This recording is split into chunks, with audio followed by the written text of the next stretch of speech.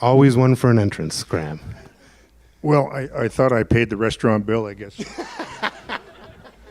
I guess I didn't. Oh, well. How are you, Jesse? I'm well. You look fantastic. Well, thank you. Thank you. It's the suit, I think, is what does it. Yeah, it's borrowed. Somehow I doubt that. Somehow I don't. When you were growing up, did you watch a lot of movies or television? I watched TV when we were allowed to watch it, which was usually both channels. And you actually had to get off the couch and go over and turn the knob on the front to get another channel. And you had to fool around with several buttons on it to stop the thing from going or this way or whatever. So I developed a problem with that sort of thing in school. But I didn't watch a whole lot. There wasn't a whole lot on in the 50s. We only got 2 channels, so that was the extent of it. And did you go to the movies at all, and see the movies? My first film was Good Gravy. The first time I set foot in the cinema had to be in the early 60s, I guess. And it was a film called The Cube. I don't know, Google it. You'll see. It was about an extraordinary LSD trip that these hippies were on in San Francisco. And I watched the thing, and I wondered what all the fuss was about films, movies. This is what a movie is. It's a bunch of bad lighting with all these weird patterns and people screaming and falling on the floor. Okay. The Cube. Like I said, Google it. I think you can get it on Amazon.ca if you're lucky. And how would you describe your early life growing up? My life, it was pretty normal, I suppose. I went to school. I broke a couple of windows. And grew up in a family, 7, 8 years old, in sort of middle class neighborhood. As far as I understood, it was middle class because I didn't know anything else. And when I was 15, my dad gave me a suitcase for my birthday.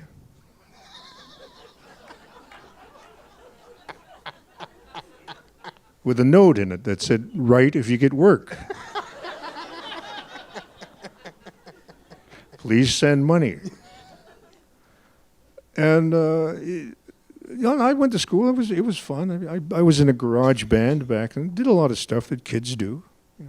Didn't skateboard because we had gravel roads. I don't think skateboards were around then. No, we called them hay wagons. You really got to watch if you fall off one of those. Oh yeah, yeah. You did all sorts of odd jobs as all do before you really found your profession. I mean, when did you really get interested in acting as something to do? Gosh, I don't know. Acting sort of came to me. I was working in a recording studio with a friend of mine, Kelly J. from Crowbar. Some of you might remember, if you're old enough to remember Crowbar back then. And we had a recording studio in Ancaster, and I just sort of fell into it from there because one of the guys who used to keep hanging around, we used to call them hanging around guys, he came over and he kept holding these thumb against his thumb and his fingers up like that, looking at me, and I thought he had been from that film, The Cube. I wasn't sure what he wanted, but he kept mentioning that, yeah, you should try. So I tried acting, and it was back in, I guess, the mid-'70s or so, maybe earlier than that, because back home there was some people got together and did these summer things, pageants, I guess they were, where you stood down there away from people about, I don't know, quite a ways away, and they had all the dialogue was recorded and played through speakers, and people sat there in the bush and swatted mosquitoes on benches and watched us across this pond doing all these movements and opening our mouths and pointing at things when we were supposed to, and and that was the pageant. And I did that for one summer, and thought, this is really boring. But then I got in. I did some acting. I did some theater, and then that was probably the start of it. Yeah, you started out attending you got some training at the Centre for Indigenous Theatre here in Toronto, right? No, I didn't. Oh, no. I ran it. You ran it. Even better. Well, I didn't run it. I was head of an organization called the Association for Native Development in the Performing and Visual Arts. Needless to say, our answering service was they kept quitting on us, so it was just too much to say. But I took over as the executive director of that for a year and realized that I don't like desks. I did not like sitting behind a desk. And I wanted to be out acting. I wanted to do that, so I did that. But we had the Native theater school there, and that was up, and we had a lot of people go through that. And you had quite a career on stage here in Toronto. I mean, I remember most famously the production of Dry Lips Ought to Move to Kapuskasing in, I guess it would have been 1989. 89, yes. With Native Earth Performing Arts and Theatre Passe-Muraille put it on a legendary show of the Thompson Highway play. I mean, when did you realize that acting could actually be a career for you? Was it with that play? No, it's when I got my first money for acting. Then I thought, I can make a living at this, sort of. At least they pay me to do that. I guess I did a workshop for the NDWT company in 1970. 76, I believe, or 75, somewhere around there. And it was a workshop of a production of a play called The Canadian Brothers, which was based on a historical novel by a fellow named Richardson. And it was just foolishness. It was a workshop is nothing more than foolishness. And I got paid for it. So I thought, well, this is interesting, and I continued on working and on stage, not realizing that I could actually work in television and film, but I eventually did get to do some film and television, and that's when I really started acting, sort of. Do you have a preference between acting in live theater versus on the screen, in movies or TV? Film, you don't really have to remember a whole lot of stuff, because you only do it like maybe 5 times and that's it. Theater is a growing experience, a wonderful experience to do theater, because you get a chance to do the same thing over and over and over and over again, sometimes for 9 months. Like at the Stratford Festival when I worked there, it was 9 months. 9 months. I could have had a baby, for God's sake. Which is impossible, but nowadays you never know. I like live theater for the automatic response of an audience, for being with you on that journey. But film film's also interesting because you can accomplish a lot of stuff that you don't really know. You can have a sword fight with a monster on film, and actually there's nobody there. You're just waving a sword in the air, and they put it in afterwards. They can make you look really good on film, or they can make you look really bad. Or as opposed to theater, where you can make yourself look really good or really bad with nobody's help but your own. But I have a preference for, I guess, you know what? I really don't. I like theater, and I do like film and television. But I used to love radio, but they don't do much radio anymore. Radio is a lot of fun, and I just refer to film as illustrated radio. And what sort of roles were available to an actor like you at that time? What do you think? I played a nice old Jewish man in one play who owned a furniture store. I played some pretty funny roles. I played the ghost of a black transvestite. And at the end of my sequence in the show, I jumped out of an open window in my underwear, carrying a pair of white high heels. That was interesting. And I've played a number of characters. Theater is an amazing thing to do. In film, you can do all kinds of stuff in that as well. But I don't think the roles were very restricted for me, because I pushed at it, and somebody would say, "Oh, well, we got this role for you," and I said, "What is it?" And they said, "Well, it's a native guy." And I said, "Oh, is he mystical? Does he do great things? Does he stand there and say some weird stuff like birds don't fly at night and many moon come Choctaw?" And then there's a big camera whip pan. The scenery goes flying by, and you hear an eagle go, and then he's gone.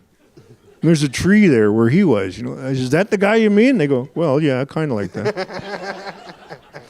And nowadays we got this role for you. And I said, "Oh, is it a native guy? An old native guy?" Who does the same thing? And basically that's what it was. There was a lot of that. I mean, it sort of, it changed. It changed. Well, the amazing thing about your career is you never really, as far as I remember, played those sorts of roles. Or if you did, there was an elevation to the performance that took it beyond those sort of simplistic ideas. Well, I tried. And you succeeded, I think. I refused to say, "Look, this is, come on. Nobody just vanishes in the middle of that thin air or turns into a bird or something and flies away. Come on, get real." That just doesn't happen. Unless you were in a film called The Cube.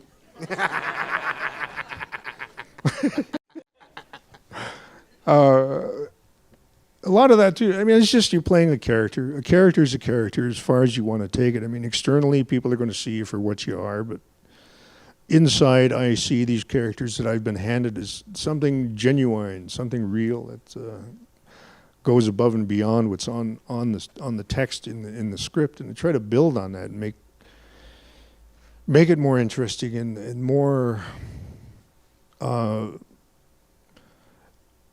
than what they want. Basically, is my job.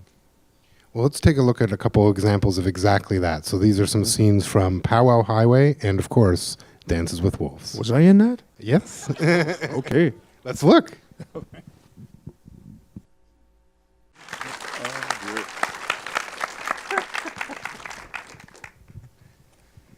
You had to learn Lakota for Dances with Wolves. What was that experience like? I don't know what the hell I'm saying. Yeah, we had to learn that. That was, I was given a tape with the language on it. Then the tape, the guy on the language, Albert Whitehead, wonderful man. He's gone now. He's been reassigned to another part of the universe. God blessed him, and lucky them. But he put down all the translations on tape, sent them to all the various actors, and this was in probably January, February, March, probably May, early May, and I had to sit with these tapes and learn the language. And I thought, God, I can't do this. I don't know how to speak this language. And we had to learn it phonetically, and I had no idea what I was saying. I had no idea. And I learned it all. I went through the entire script. One day I was sitting in my hotel room in Pierce, South Dakota. This is like from May, June, probably the first week in July. And I went through the entire script, all the language, without listening to the tape once, without referring to it. And I went to bed. I got up the next morning, and I couldn't remember a damn thing. I panicked. I was ready to just walk away. But it all came back eventually. But it was a lot of hard work. People don't realize how hard it is. Did you have your own people's language? No, I don't. We were discouraged from speaking our language growing up in school. We weren't taught it. Nobody ever thought of it. Nobody ever thought of teaching us, because the generation before me were physically beaten if they spoke their own language in the schools, and they were discouraged. And never ever taught it to us.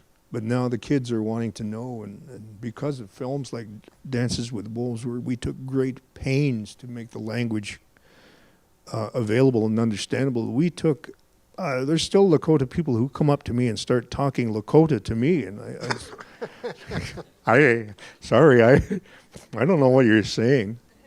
And they said, you don't speak the language? I said, no, I don't. And they said, we thought you did. So that's a testament to my teachers who taught me how to speak it so well. But the kids today are learning their languages, and I'm glad to see that. And it just makes my heart soar like a hawk, my son. It makes me happy to see that, you know. How did that movie change your life?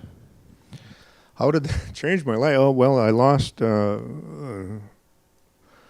I had to lose a lot of weight for that film, but my wife came down. Well, she wasn't my wife then. I married after, but I was this pasty little fat Pillsbury doughboy guy that got on a plane and borrowed soup and borrowed $60 from her and went to South Dakota, and she hadn't seen me for a while, and she landed and got out and walked right past me in the airport because I had lost, like, I don't know, 30 pounds and got as brown as my shoe. Just from tanning and stuff and running around with no clothes. I mean, limited amount of clothes on. Tanning by the pool and learning my Lakota. But it had changed my life. I got another view of what it was like down there. I mean, our society here in Eastern Canada, or the eastern part of the Turtle Island, had dealt with European culture a lot longer than what the Lakota people and the Western people had dealt with them. And some of this stuff is still visible of early contact. It's still there. It's like, the racism is still there. There's one place I stopped in, you could still see faded in the paint on this place that's way out in the middle of the Badlands. It's faded, but it's still there. It says, no Indians allowed up there. And this was 1989. I don't know if it still exists, but meeting all the people from out there, I think my home is in the Badlands of South Dakota, because I just love it there. That's so much. If somebody said, I think the last film I did down there, they said, we got this film for you. And I said, oh, yeah. He said, well, it's a tribal police officer, yeah. He rides a motorcycle, oh, yeah. And they said, it's in South Dakota. And I said, I'm in. And they said, don't you want to read it? And I said, no, I don't care. It's in South Dakota. I'm in. I just want to go back. But it did change my life to learn that, to sort of the spark inside of me, who I am, what I am, was reignited again after so many years of just not knowing exactly spiritually who I was. But it was wonderful to learn that. For me, you were easily the best part of that movie, and yeah. Oh, thank you. See what $20 will go. Did you know when you were in making it, just what it would ultimately, your portrayal would mean to our people in terms of, because it was a really big change from the way we've been portrayed on screen for 100 years. And did you realize as you were doing it that's how meaningful it would be? No, I didn't, because like I said earlier, as an actor, my job is to take the words that are on the page and the story that somebody had painstakingly written and make it live, make this person alive. And I knew there was an actual man, a human being named Kicking Bird, and he was a Kiowa medicine man. And he had the same beliefs that, he instinctively knew that these waves of people were coming from Europe and they'd be moving across, and it would be in the interest of everybody to get to know one another and learn from one another, but that didn't happen. So, but to take some of the stuff that we did in the film, Kevin, obviously, he'd look at it and go, oh, no, you can't do that. And I said, why? This is part of human life. You got kids, Kevin. You know what it's like. And, there's one particular scene where I found a kid's toy in bed. It was a doll, and I threw it away and went back to sleep. And he said, "Oh, no, don't do that." And I said, "Why?" I said, "Do you find kids' toys all around your house?" And he goes, "Oh, yeah, I do." I said, "What's wrong with then what? You know, what do we hear? You know, what is this? This is a family. It's a big family. It's all about family, and your character becomes part of this family, and you hold that as dear to your heart as anything." And so we eventually started to see eye to eye on things that we were doing in this film that portrayed it as family, like Tantu yelling at me about, you know, "Problem's yours, jackass," you know. And that was in the script, but we played it a little bit differently. Like, hey, I'm supposed to have all this mystical power, but my wife shoots me down in the end, you know. So You were, of course, nominated for an Academy Award for your performance in that movie. How does getting an Oscar nomination, I mean, surely that has some effect in terms of what the roles and your life as an actor? well, the Oscar nomination came as it was interesting because the people from Orion said, "You're going to get you'll be nominated for an Oscar," and this is before it happened. I went, "Yeah, sure, I will." You know, I didn't think anything of it after that. But we were rehearsing Dry Lips Autumn Move to Kapuskasing at the National Arts Center in Ottawa. And my wife and I, she was a stage manager. We met doing that. And we were getting ready to go to work when they announced the Oscars that morning, and I was having a cup of coffee, and she's in the other room, and I just turned the TV on, and they said, "Oh, no, blah, blah, Best Supporting Actor, Best Supporting Extra," and all this stuff. Graham Greene, on and on and on the names, and I heard my name, and I was holding a cup of coffee straight out this way, and the whole thing just drooped, and there was coffee pouring out, and I said, "Hey, wife come in, she says, "What?" I said, "I've been nominated for an Oscar," and she went, "Yeah, sure you have." So we went to work, and there's news crews pounding away everywhere, camera crews coming in trying to bust into the rehearsal, and I thought, "Oh no, it was overwhelming is what it was. I didn't expect that. I didn't want it. I just wanted to tell stories and be in a good film. That's what I wanted. I didn't really want it to, I didn't expect the Oscar. I didn't really want it, and I didn't get it, so that's fine." So my wife always says, "Don't think you're somebody because you lost." Now mow the lawn. Yes, dear. After the success of Dances with Wolves, you came in with a couple of movies that were really, and characters that were really quite different. You know, there was Thunderheart, where you play Walter Crowhorse, who's a policeman, sort of witty but tough cop. You played Arthur in Clear Cut, the movie that we're going to screen later this evening. What attracted you to those characters? I told you what attracted me to Thunderheart was it's in South Dakota, and I ride a motorcycle, and I was a cop, and I didn't care, you know. And the other films they were really, really good stories.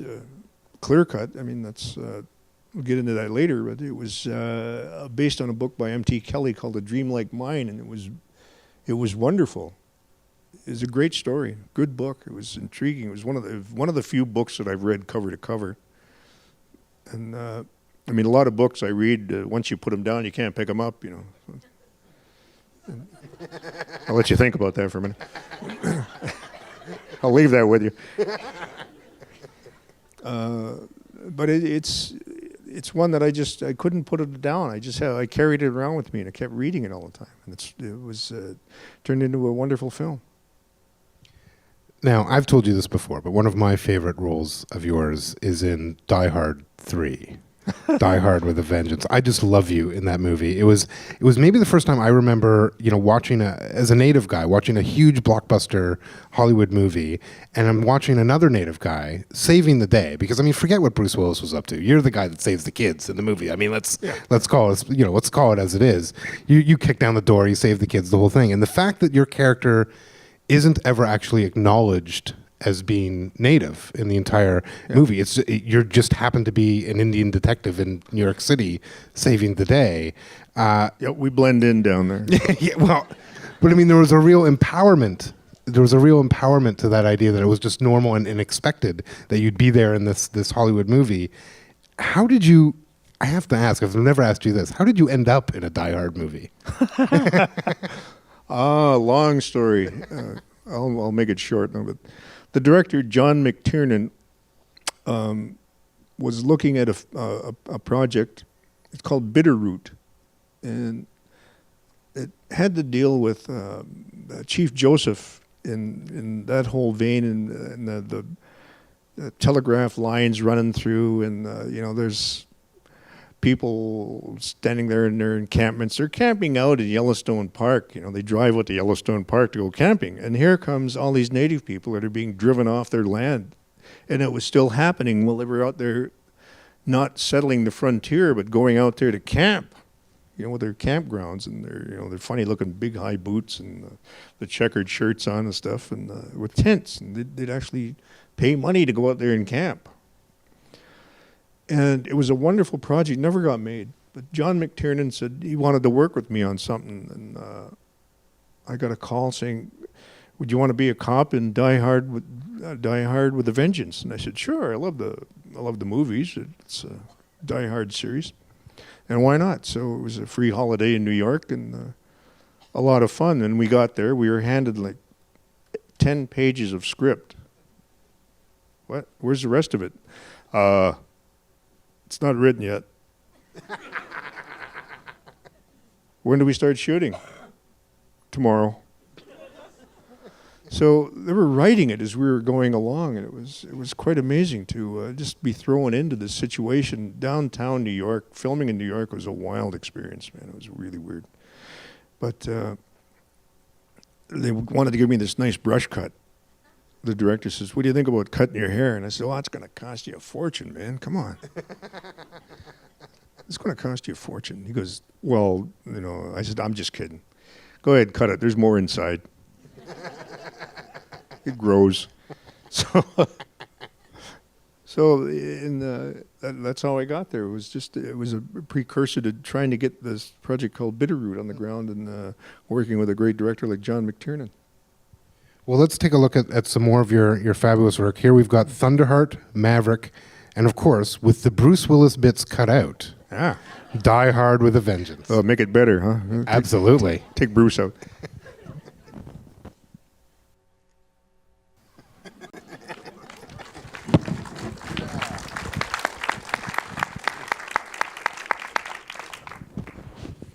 Boy, kicking in all them doors is like a pretty good night in Sudbury.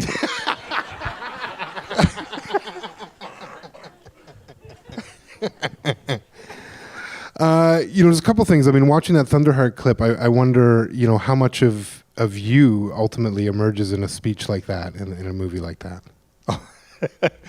Quite a bit. Yeah. We had we got there 2 weeks early, 3 weeks, 2 or 3 weeks early, and sat and went through the script page by page and discussed it. And basically just threw a lot of stuff out and started from scratch and just said, okay, let's play it this way. And a lot of the stuff was spitballed around and ad-libbed and just workshopped right on the spot before we shot it. And I just started coming up with stuff all over the place, and that's what ended up on screen. And then watching the Maverick clip, it's sort of this great comment on our legacy, so much of the history of us on screen. And, a lot of your roles, even when we saw Dances with Wolves earlier, there's that sly comedy. There's that hint of humor. It's very Chief Dan George, I think, of when I see those parts. Do you know where that really comes from? I have no idea. Just happened. Maverick, we were, Richard Donner, he grabbed our scripts and threw them over his shoulders and said, now get over there and act. And I said, what do you want us to do? Act, that's what you're getting paid for. Well, what? He says, make something up. Just make something up, I don't care. I said, well, give us, so he gave us a scenario and we just went out there and none of that was scripted. We just made it up as we went along. And he'd laugh and go, that's real good, that's funny as hell. Ha, ha, ha, and I'll do it again. As an actor, is there a different approach for comedy and drama, or is it the same idea? Comedy and drama, I don't know. I guess it's just, if it feels good, scratch it. If it feels good, then it's right. If it doesn't feel good, then it's wrong. I guess I don't know. I don't feel any difference between sort of making up the scenarios on screen, and whether it's a sad part or whether it's a funny part. As long as it works. You've worked with an amazing array of directors over the course of your career. Canadians like Don Shabib or Leah Poole or Deepa Mehta, as well as Kevin Costner, Frank Darabont, Richard Attenborough, Michael Apted. What qualities do you like in a director? One that doesn't give too much direction, and one that just says action and cut. And a lot of them have a lot of good. Some of them are just not actors, directors, and some of them tend to go overboard with the direction to the point where you just look at them and say, well, thanks for the trip around the cosmos, but what exactly do you want me to do? They get all, start talking about things that, imagine you're a bird flying. Imagine this is a rock coming down at your head. It's just directors who are concise and directors who do their homework and know exactly what they want are the kinds of people I like to work with. I mean, some directors will get to a set and not really have an idea about what they want, and they'll wander around and sort of waste a lot of time trying to figure out what they want, and it's just, it's extremely hard to pull anything. It's hard to tell a story if they don't know what they're telling. For me to do my job and tell the story, So, the directors I like are concise and know what they're doing and have a story to tell. Did you ever think of directing? No, I couldn't. I have thought of directing. I've directed a little bit, but not a whole lot. One of these days, I just might. Yeah. I think we'd all be in favor of that. Is there a difference between Canadian directors and American directors? Yeah, American directors say cut. Canadian directors say cut, eh? Or coupe, eh? But you didn't find a difference because you've worked both in Hollywood and in Canada extensively? I've worked all over the world. Yeah. No, there's like I said, if you're a good director, you know the story you want to tell, and you convey that to the actors who are just, as I say, if you're a good director, I'm putty in your hands, sir. What do you want me to do? Just be concise, and I'll do exactly what you want within limits. Well, let's take a look at three more scenes. This is from The Green Mile, Skins, and Transamerica. Oh, God, yes.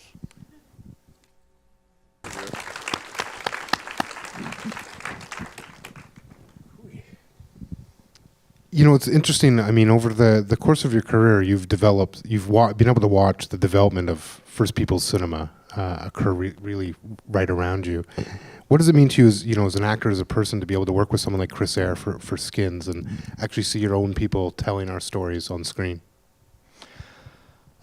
Skins, that was a brutal piece of work to do.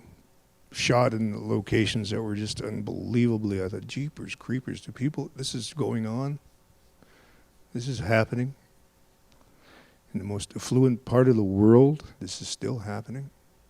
Good gravy. And to get the script, Adrian Lewis's script is the book is incredibly brutal. It's brutal, but we had taken the scenes and once again had rewritten a lot of the scenes while we were there. When we got the script, there was no less than 15 writing credits on the front, and it was just still wasn't right. It was just patched together because people were, I guess, either afraid or didn't know what they were dealing with when they rewrote it or tried to rewrite it, because it was just patched together like a Frankenstein. And Eric Schwag, myself, and Chris sat down and said, "Look, we got to, let's just take all this other stuff and throw it out because it's not working. I really don't care what you do with anybody else's scenes." I said, "It's brutal enough. I just care about the scenes that I'm in, and those are the ones I'm concerned about working on, because I was never really involved in any other element of the movie except for the scenes I was in, because my character was in his own poisoned world of alcohol and just despair." So it was. It wasn't the funnest time of my life doing that film. But a really important movie, though. It was. It was. It told a lot of stuff, a lot of stories. It told the story of a lot of people and what they're going through. I mean, every day we were shooting there was a funeral went by on location. We'd be driving down the road or sitting there shooting someplace, and it'd be usually a funeral go by in the morning and one in the afternoon. It was like people were dying like left, right, and center there. And to actually tell it, we didn't tell that story as brutally as it should have been told. But it really broke my heart to do that film. And sometimes I think about it, but then a lot of times I just can't bear to watch it anymore.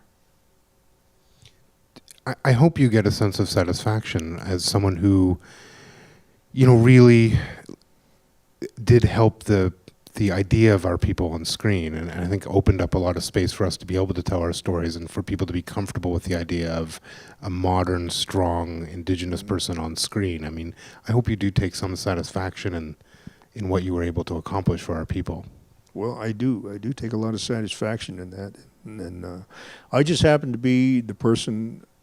I just happened to wander into it and be there, and I guess I was forced to be the lead dog in the traces breaking the snow, I guess. I don't know. I didn't look at it that way until I stop and turn around and go, wow, there's a lot of other fine actors coming up, a lot of kids that I don't know that I work with, and go, you guys got a lot of talent. Wow.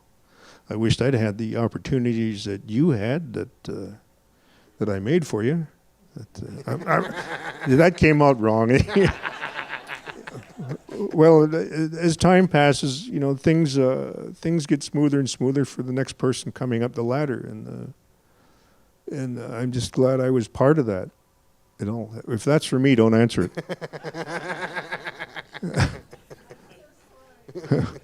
That's all right.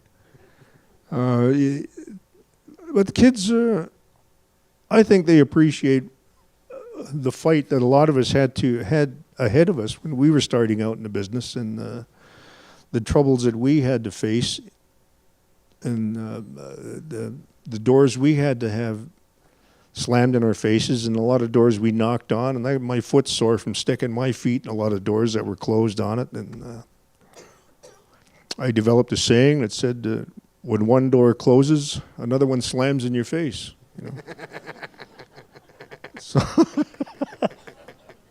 but it's not so anymore. It's getting easier and easier. And programs like this, festivals like this, and the goodness of you people who are interested in seeing stories told, good stories told, then I'm in this for you. I do this for you folks.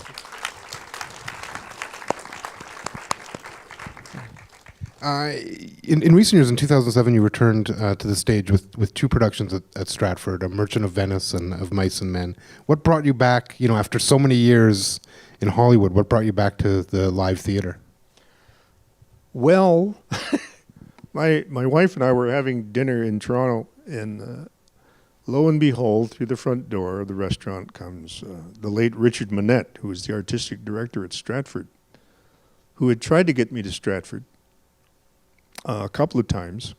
And I said, no, I don't know anything about the classics. I hate Shakespeare. I despise Shakespeare for two reasons. We had to learn it in grade 9.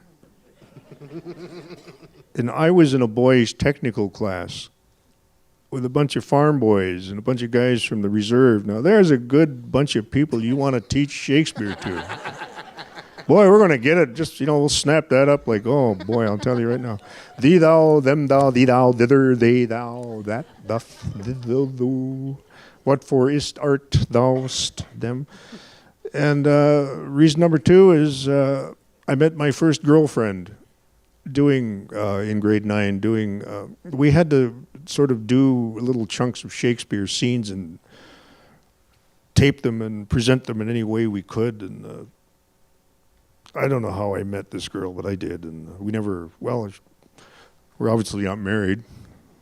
I haven't seen her in 40 years or so. So there's reasons for that. Yes.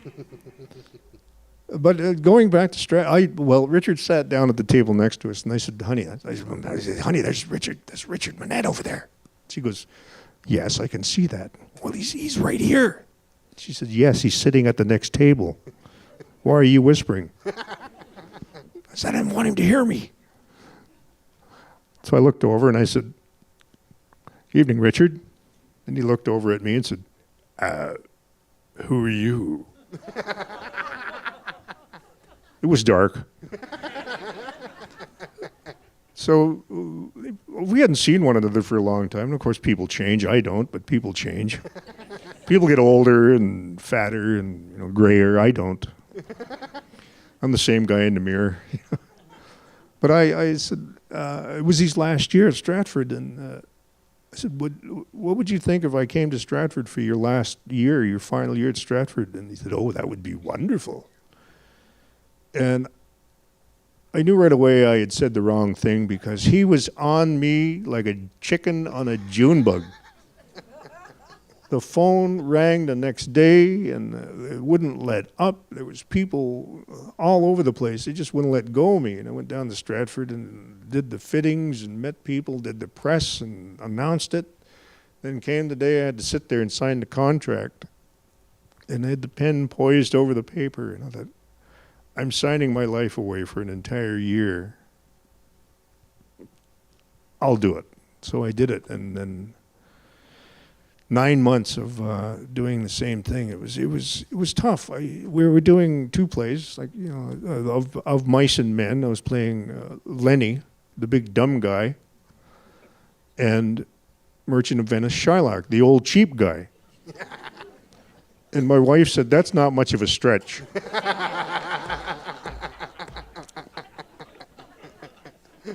I love my wife. She tells me the truth. She's a good person.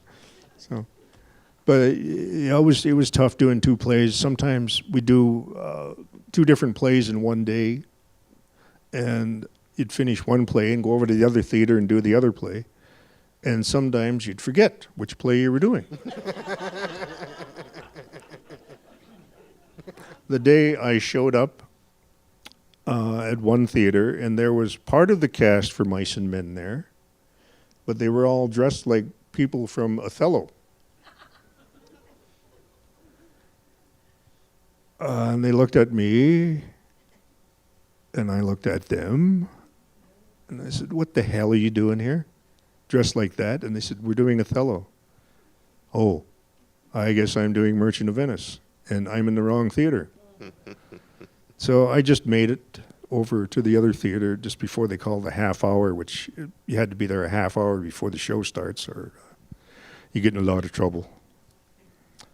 But it was interesting to go back to theater after 16 years of not being in theater. And when we closed finally, I went home, and at 3 o'clock in the afternoon, I'd still wander around the house and pace around going, I got to get to the theater. It's just, you get trained into it, and it was sad to leave it. And it hurt me for a while, but I don't know if I want to go back and do it again. I might. I might later on, but it was a wonderful learning experience to go back and do theater again, because that's where I started. And theater is such a wonderful training block for any actor to go through. And if you're going to get offered a job in Stratford, if you're an actor, take it. It's the beautiful, wonderful place to work. Everything you could possibly want as an actor is there for you. It's just a wonderful place to be. Incredible energy. We live there now in Stratford. We sold our house and moved it. Loved it so much. I remember when I contacted you to come join us this evening, you told me you were working on a new project called The Defiance. Yes. I'm intrigued because it's on the Sci-Fi Channel, so I already know I like it. Oh, that Defiance. Yeah. Oh, I thought you meant the speeding ticket I got. Wasn't me. Oh yeah. Oh, that Defiance. Yeah, that thing. Yeah. Defiance, yeah. Can you tell us a bit about this? Well, Defiance is it's on the Sci-Fi Channel, and it's set in the future after the aliens had landed and their terraforming machines went haywire on them. Something short-circuited and it kind of blew up the Earth and destroyed the surface of the Earth. And we live now in what was then St. Louis, which is now called Defiance. And I am the richest, meanest man in Defiance. I own all the mines. And there's, of course, the mayor and the other family who came from Voltan, which I can't stand the other guy, who's the second richest guy in town. He's an alien, of course. You know what the Voltans are like. And they take all the jobs and the money and everything, try to run things. And his son marries my daughter. And he's always threatening to kill me, and likewise. And it's kind of like Romeo and Juliet. Shakespeare's back into my life again. But with aliens. With aliens, So, yeah. With aliens. But it's coming out. We start going to full production in July to do the first season. And it should be out next year on television. And it's an interactive game as well as a TV series. So I don't know how that works. It's way beyond my technology. Wow. And all I know is nowadays I don't have to get off the couch and go over and turn something on the TV to get another channel. So, Did you ever imagine you'd be in a video game? no. No, my God. My life felt like a pinball game for a while, but I don't know how this is going to work or anything. I have no idea what they got in mind. Just I show up, hit my marks, say my lines, and try not to bang into the furniture. That strategy has served you so well, I think, over these years. At this point in the conversation, I would like to turn to the audience and open it up for questions. I think do we have microphones for people? Yes, we do. So raise your hand and someone will come to you with a microphone.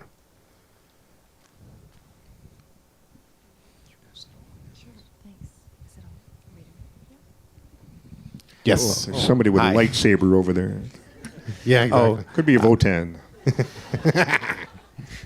Hi, my name is Stephen. I'm actually a Mohawk Indian from the Six Nations Reservation. Hi, Stephen. Hi. I just wanted to say it's an honor to see you. It's an honor to have you come here today. I just wanted to ask you, one thing was, it's been a very, I guess, optimistic, positive speech you've given so far, talking about your career, and I just wanted to know if, about some of the, I guess, obstacles you've had to overcome, or have there been, first of all, and if there are, could you describe some obstacles that you've had to overcome as a native actor working in, say, Hollywood, given Hollywood's history of portrayals of Indians? Well, certainly, yeah, there was a lot of obstacles there. It was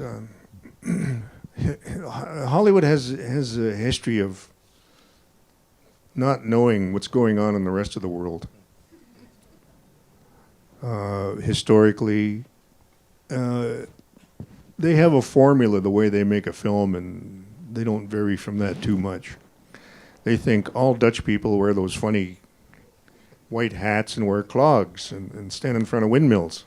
You know, they think Russians wear big furry hats and high boots and kick, dance, and drink vodka all the time. You know, that's stuff like that. Native people all stand around with their arms folded and do this when they say how and ugh and whatnot. It's an obstacle to change all that, but the diversity of people who are watching things, I mean, has changed over the years, and people want to know the truth about what's going on. I mean, the truth will become self-evident as we learn more about other cultures and learn more about ourselves, and not believe what somebody told us about ourselves. You know, we watch TV, we learn that this is what we should look like, so we better look like that so they'll recognize us when we go downtown, you know.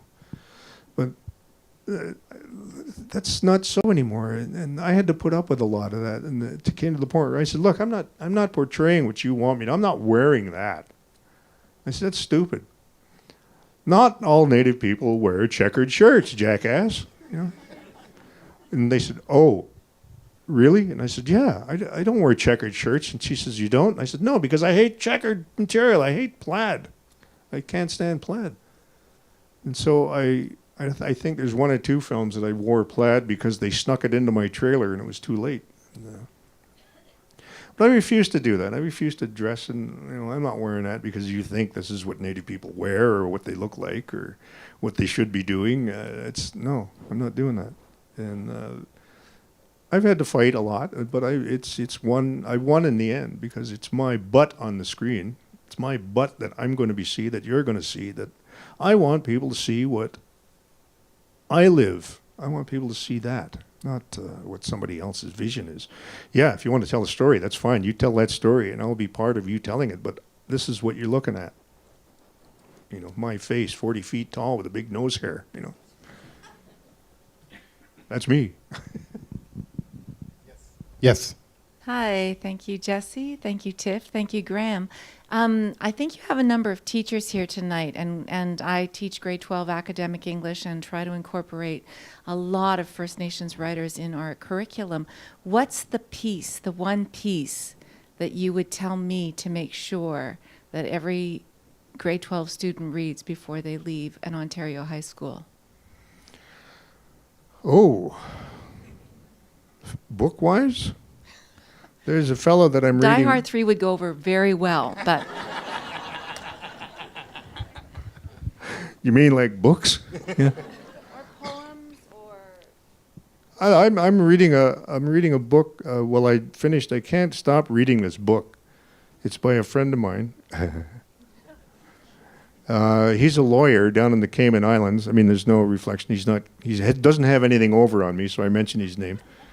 His name is Douglas Schofield, and he wrote a book called Flight Risks. It's incredibly well-written, really well-written book. I read things like him, W.O. Mitchell, Thomas King, Mark Twain, Stephen Leacock. I read funny stuff that interests me. And I also listen to a lot of audiobooks because I have, when you see like a funny spot in front of your eye, I'm getting that now, and it's hard to read, but the audiobooks are wonderful. And I read and listen to books that are interesting and that can keep my attention. For me to read books that I can't really understand, or I have to go back and reread the page, it's not what I want to do. That's fighting it. You got to read something that you love. It doesn't matter what it is. If you love it, then you'll read it and read it and read it. And it opens your mind to finding other things that you can understand. And I shouldn't say on your level, but that suit you. I just say to people who, if they're going to go to school, read something that suits you. Read something that you like. Read something that you cherish. Then you can make that yours. Yes. Hi, I was wondering how you talked about fighting to or working to have Native Americans portrayed realistically on screen. How does that change how you affect playing a character like Shylock, who is really a Jewish caricature? Did that affect how you approach the role at all? No, I took, well, Shylock, okay, that is an interesting piece because I looked at it. Shylock was not the villain in the play. The Merchant of Venice is full of really rotten people. All these people are just rotten to one another. They're rotten to everybody. And Shylock, he gets shafted. He gets hosed, man.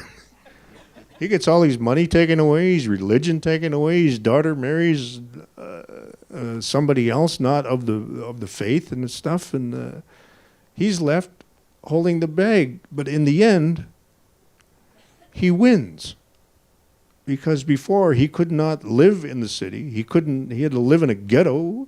He was chained in there. He couldn't own a business. He couldn't own a home. He couldn't do any of these things. But now that they took his religion away and made him a Christian, he can live in town. He can own property. He can trade in town. He can have all these things.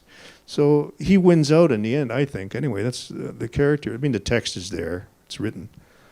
But the way I looked at it is he's the one who's mistreated. So you got to take it from where you start. You got to find a starting point with all your characters.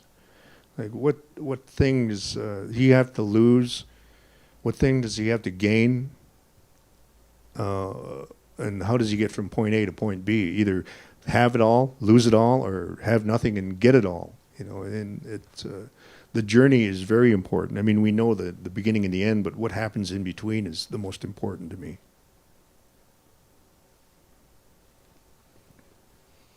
More questions? Oh, yes. Oh, and we will get a mic down to the front. Yes, don't worry, ma'am. It seems that in Canadian cinema, at least, we've often seen a lot of Native characters or Native actors portraying a lot of other races, and it's often used they'll play Mexicans and Japanese and various other non-white characters. And it seems that in your body of work, you tend to avoid that. Was that a conscious choice, or did that sort of happen that way for you in terms of what you were being offered throughout your career? Well, there's an old saying in the business: you only take the job. You only turn down the job that's offered to you. I've played a lot of diverse characters. I've played old Jewish men. I've played British soldiers. I played New York cops. I played just nondescript characters, lawyers, which nobody really questioned. But to see, I mean, well, there's the famous. A guy, what the heck's his name? Frank Sarasota. So he looks like a native guy. He does the commercial about littering. He's got the nice nose. Oh, Iron Eyes Cody. Iron Eyes Cody. He's Italian. If you ever hear the guy talk, he says, "Hey, what? I don't know what's going on with these people over here. Come on. I don't know. Yeah, don't worry about it." That's the way he talked. But he looks like a gray owl. He was Archie Bellany. He was from England, and so. I've played a lot of stuff. A lot of people have played native people, and it doesn't bother me. We're all actors. That's the same, you know. I mean, put a paper bag over our heads. We can do anything if we're good enough. And if you put a paper bag over our heads, a lot of times it's a great improvement. But we are paid to do what we are paid to help tell a story that somebody had wanted to tell. It's not us. It's somebody over there that's written the story that want us to, just portray it on the screen or on the stage. That's what we do. That's what we get paid for.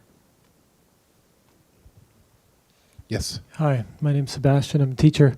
I try to encourage my students to set goals, to look into the future, to see where they want to go and pursue some of that. And I just wonder what project or character or script or story that you still don't feel like you've had a chance to tell, and you still want to tell before, your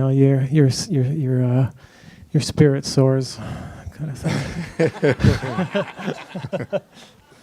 My heart soars like a $20 bill on a windy day. I don't know what story I want to tell. I can't really say. all I can say is tell your students to be steadfast in what they do and what they believe in. And if they believe in something, and somebody will drop a little jewel in their path, or everybody gets a little gem dropped in their path, and you pick it up and put it in your pocket and hang on to it. It's like Tom King was always saying in these radio shows, stay calm, be brave, and wait for the signs, which is what anybody can do. You know, you can't just determine what you're going to do. You can't say, I'm going to be a fireman. Well, you can do that, sure, but are you happy? You know, do you want to do that? Do you really want to be a fireman when you get there? Some people do, some people don't. You know, they attain goals and just realize, is that all there is? And I guess that's why I became an actor, because it's a chance for me to be somebody else without screwing up my own life. I didn't say that. Anna Paquin said it, and I love her for that. Yes, over there. Hi.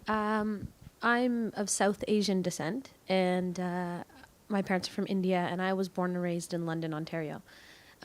So, you know, growing up in a very white town and, you know, watching what was on the television, you know, I loved Anne of Green Gables. That was my Canadiana experience. I wanted nothing more than to have red hair and just be this precocious little girl getting in trouble. You know, so growing up, I didn't see a lot of, you know, me reflected in cinema and television and all that. So for me, when Bend It Like Beckham came out, about a Punjabi Sikh girl growing up in the diaspora with her parents, now this is in England, but it was the same experience. And I for the first time at age, whatever I was, 20 something, where I went, oh my God, that's me. That's actually me, not some caricature of some Indian person, but you know, a girl growing up with Indian parents, you know, in the diaspora. So my question for you, Mr. Greene, is which is there a movie or a television series or a character that you can think of that you think really represents you as an Aboriginal person in Canada? Boy, oh boy, I don't know. I really don't know. I mean, I sort of came from where you came from. I didn't see a whole lot of people who look like me on television or film, so I used to make up things like, I still do. I want to adapt Fiddler on the Roof.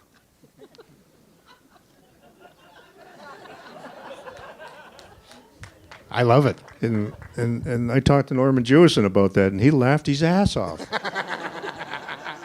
And he said, what do you want to call it? And I said, Drummer on the Teepee.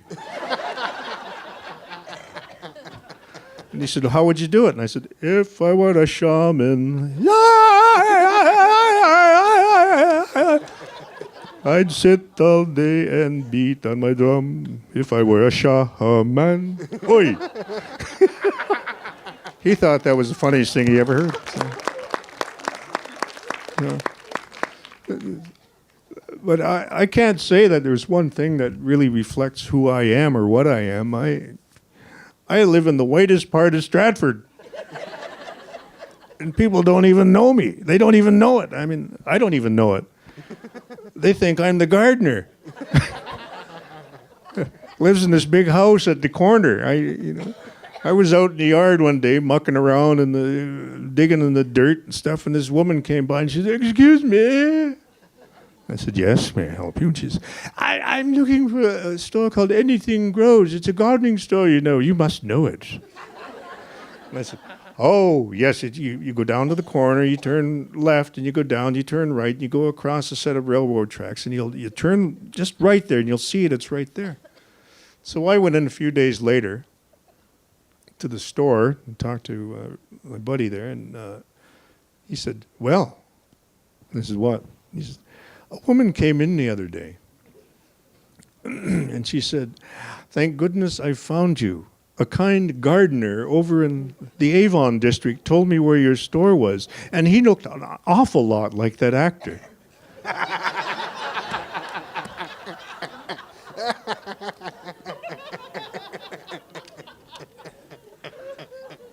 And the guy at the store said, well, he may have been. This is Stratford, you know.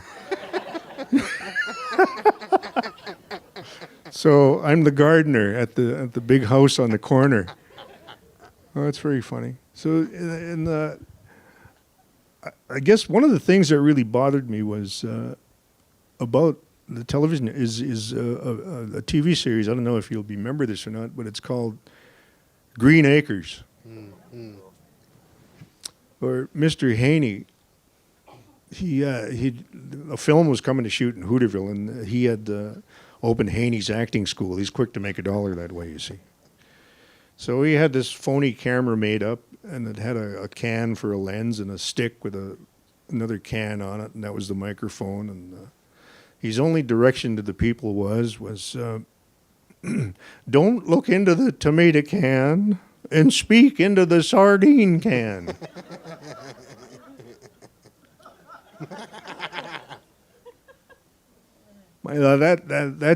That's easy enough.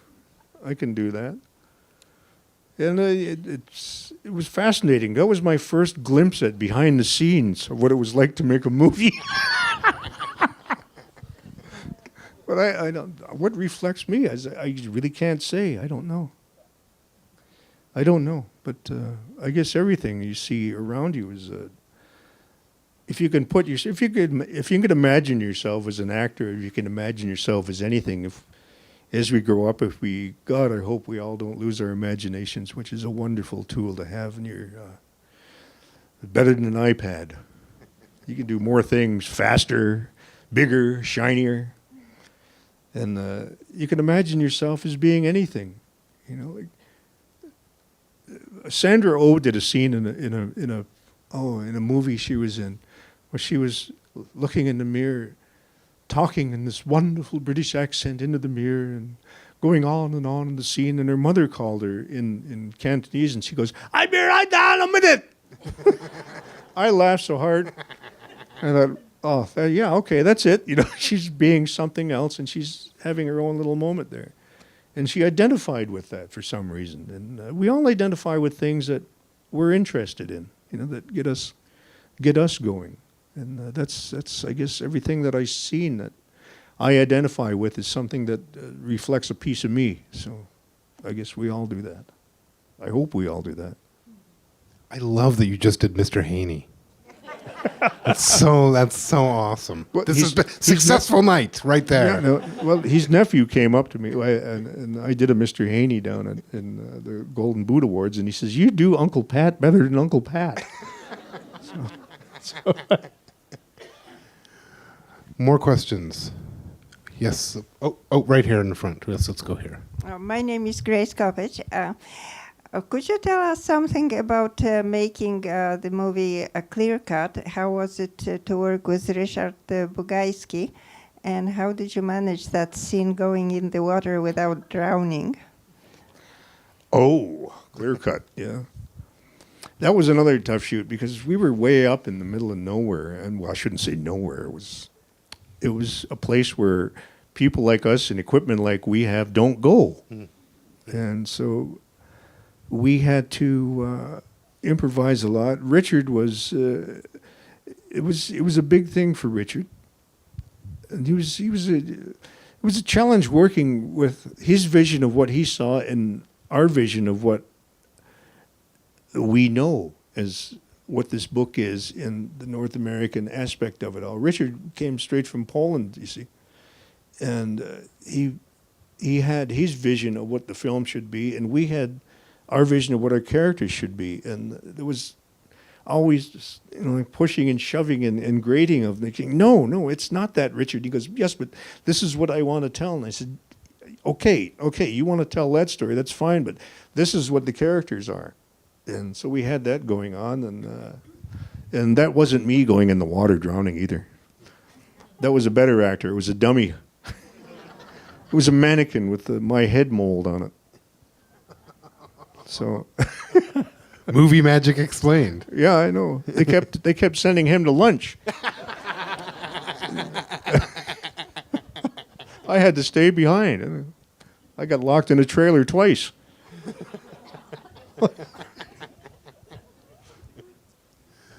Oh, yes, over here. Especially in your early career, when I guess that you earlier in your career when you may have been much more subject to the whims of the director and may have had less power to be able to speak about what you wanted to do with the scene. I'm assuming you gained quite a bit more power as your career developed, but in the early days, how did you find your freedom in moments of restriction? Well, I developed a technique of doing one take I'd do for me, another take I'd do for me, and the third take I'd do the way I wanted it.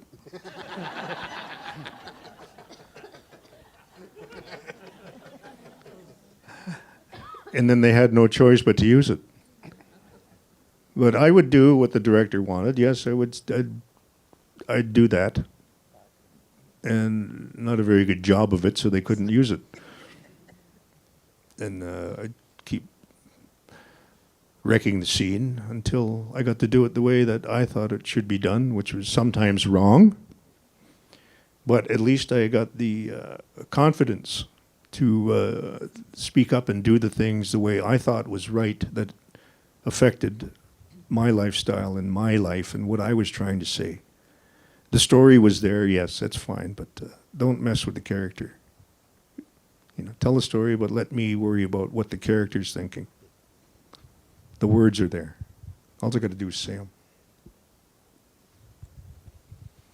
Yes, over here. Hi, good evening. I really enjoyed your role on North of 60 as Rico Nees, and I'm wondering if you could talk about that series and its portrayal of Aboriginal people in terms of its accuracy. Oh, North of 60, yeah, that was interesting. Them people ain't funny. They're always sad and miserable, and that's not the life at all. I mean, it's just off when the cameras weren't rolling. We were laughing our faces off all the time, just having fun, telling jokes, and the cameras roll. Everybody got silent and miserable and moody. And this is what they wanted. This is the format that they wanted. Once again, I tried to do all kinds of funny stuff as that character, but it never ended up on the screen. They always did the one that they wanted. And the other 4 or 5 takes were the ones that I wanted, which they never used. So that's what they ended up with. And the rest of the characters on the show were all. I don't recall one funny episode on that show. Do you? Anybody? I don't. There was nothing funny. But the people were funny in real life, but they just weren't allowed. They just couldn't. They wouldn't let them. The producers were right there all the time going, no. That's funny. No, stop it. Stop being funny. You're supposed to be miserable. Don't you know what it's like to live here? And they all went, yeah. Do you? Well, you're miserable. Your people are miserable. You're supposed to be miserable. Okay. That's what you want. Why don't we shoot it downtown Toronto where we can be miserable? And really be miserable. Yeah. So. Got time for a couple more? Yes, over here. I was wondering about your experience in England when you're doing, compared to working, let's say, in theaters in Canada, and like your question you said about working with Canadian directors versus American. What was it like working overseas in England, and how did they portray you, and were there any obstacles with you working over in Europe? I never saw one native person over there the whole time I was there. It was scary. I thought I was all alone. I had to keep phoning home. No, it was interesting. It was fun working in England. I rather enjoyed it. The first day I got there, though, I was on a plane all night. I'd never been on a plane that long in my life at that point. And the guy I had met who picked me up at the airport, I went back to his place. And we were going from London to a town called Rotherham, which is north of London. And he took his car to the garage down the street, the garage down the street. They checked the tires, they changed the oil, flushed the rad, tuned it up, washed it. I think he got new tires put on. I can't remember. He did all this stuff to it. And I said, Howard, why did you do that to your car? And he said, well, we're going to Rotherham. I said, where the hell's Rotherham? He says, oh, it's way up north. I said, how far? He said, it's about an hour. I said, I drove further than that to go to work. But I fell asleep in the car on the way up there, sitting in where the steering wheel should have been. And I drifted off and I fell asleep and woke up to a horn blowing. Sitting upright, looking out the windshield with no steering wheel in front of me. What would you do? I freaked out. I panicked. But then I got used to it. I had fun over in England. It was great. It was a wonderful time. And I learned to appreciate gardening over there. That's why I became a gardener in Stratford, where they let me do it.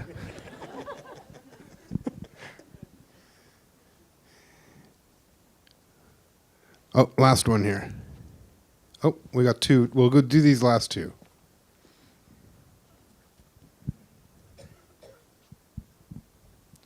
Hi, Jesse and Graham.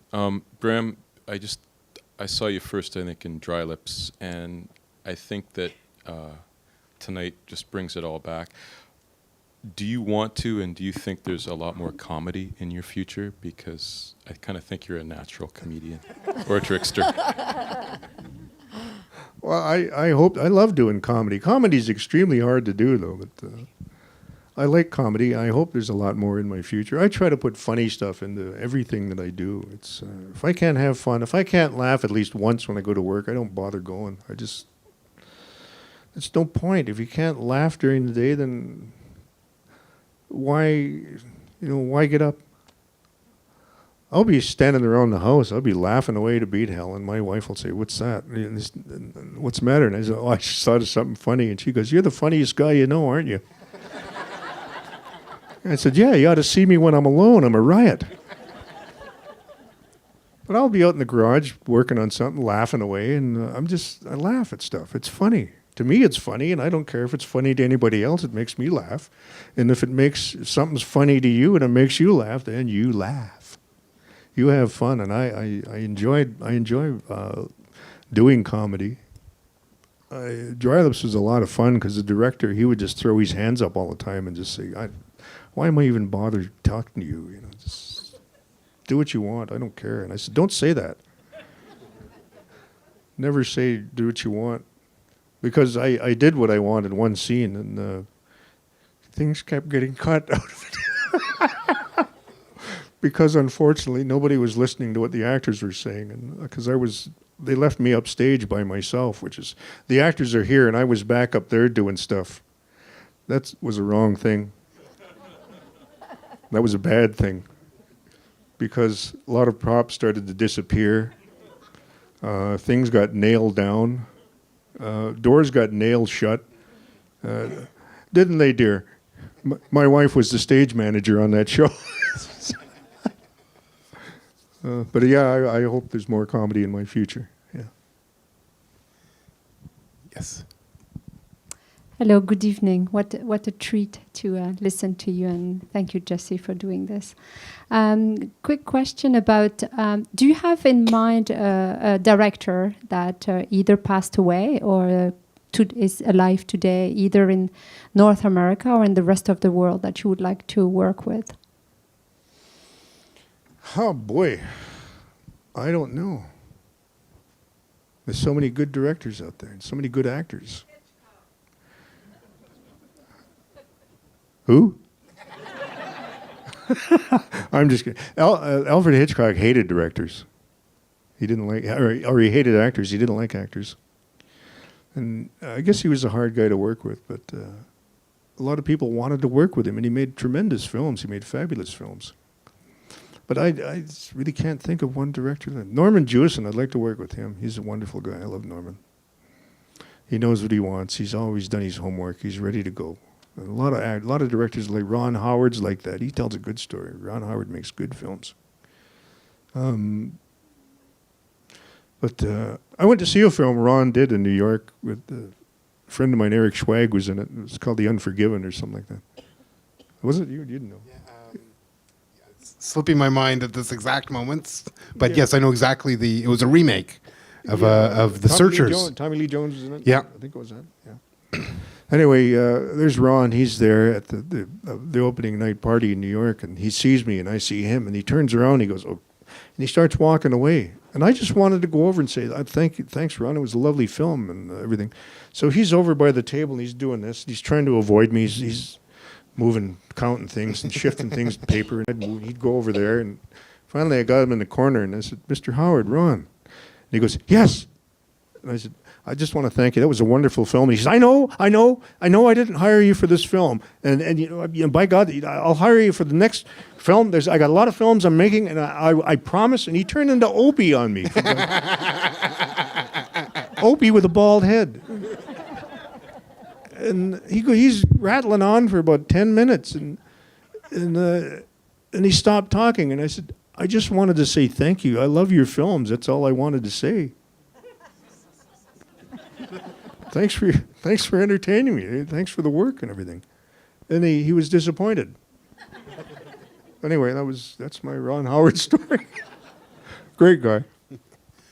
Well, I'm really feeling the love in the auditorium today. So I'm going to do something completely crazy. I'm going to say that if you keep your ticket stub from this event, you can come up and watch Clear Cut with us in Cinema 4 right after this talk. So I urge you to come join us. And Graham, I just want to really thank you for joining me this evening. I mean, you have been an inspiration certainly for me and for First Peoples, I think, all over the world. And it's a great honor for you to be here. So thank you so much. Thank you. Thank you all. It's been wonderful.